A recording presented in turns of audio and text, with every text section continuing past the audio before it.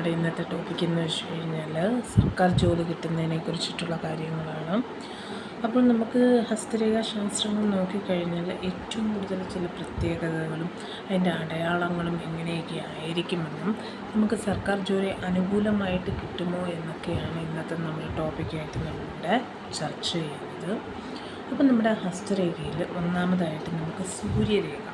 അപ്പോൾ സൂര്യരേഖ ഉണ്ടെന്നുണ്ടെങ്കിൽ, ശക്തമായിട്ടുള്ള സൂര്യരേഖ ഉണ്ടെങ്കിൽ നമുക്ക് എന്ത് ചെയ്യുന്നു, നമ്മുടെ കയ്യിൽ ഇപ്പോൾ ഈ കൈരേഖയിൽ ശക്തമായിട്ടാണ് നമ്മുടെ സൂര്യരേഖ. നാലാമത്തെ വിരലിൽ കറക്റ്റ് താഴെ നിന്നൊരു സ്ട്രെയിറ്റ് ആയിട്ടുള്ള ലൈൻ പോവുകയാണെന്നുണ്ടെങ്കിൽ അത് സൂര്യരേഖ.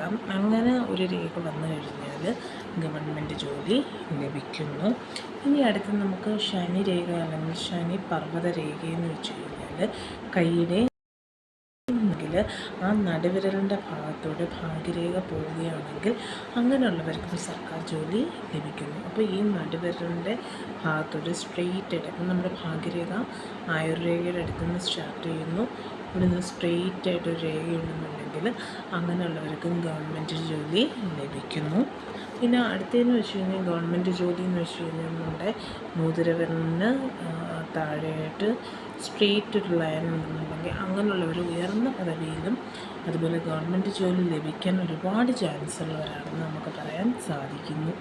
പിന്നെ അടുത്തതെന്ന് വെച്ച് കഴിഞ്ഞാൽ കയ്യിൽ ചതുര ചിഹ്നങ്ങൾ, ഇപ്പോൾ സ്ക്വയർ രീതിയിലൊക്കെ ഷേപ്പുകൾ ഉണ്ടെന്നുണ്ടെങ്കിൽ നമ്മൾ എന്ത് ചെയ്യുന്നു, ഗവൺമെൻറ് ജോലി ലഭിക്കാൻ ഏറ്റവും അർഹതയുള്ളവരും അതുപോലെ ഗവൺമെൻറ് എപ്പോഴും പ്രൊട്ടക്റ്റ് ചെയ്യുന്ന വ്യക്തികളായിരിക്കും സ്ക്വയർ ചിഹ്നം ഉള്ളത്.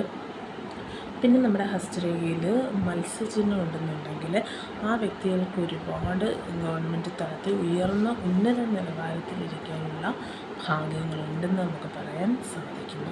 അപ്പോൾ ഇത്രയും രേഖകൾ നമ്മുടെ ഹസ്തരേഖയിൽ ഉണ്ടെന്നുണ്ടെങ്കിൽ നമുക്ക് ഗവൺമെൻറ് ജോലി കിട്ടുമെന്നതിന് 100% ഉറപ്പാണ്. അപ്പം ഇന്നത്തെ ടോപ്പിക് എന്ന് പറയുന്നത് ഇത്ര കാര്യങ്ങളാണ്.